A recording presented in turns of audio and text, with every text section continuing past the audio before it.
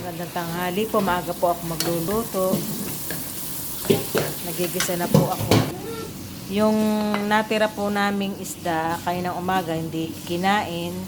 Ngayon po gagawin kong sarsyado. Ito po, itlog. Nagigisa na po ako ng bawang, sibuyas, kamatis.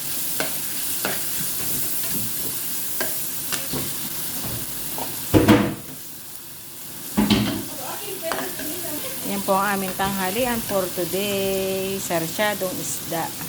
Ganyan lang po ginagawa namin pag may natitira ang aming among isda, lalo't prito. Ganyan ginagawa namin. Pwedeng retoke, sarsyado. Minsan po kasi ang amo ayaw kumain ng isda. Kaya po ginagawa po namin ganyan. Ready na ang ating tanghalian for today, sarsyadong isda. Thank you for watching. Paki-like and share po.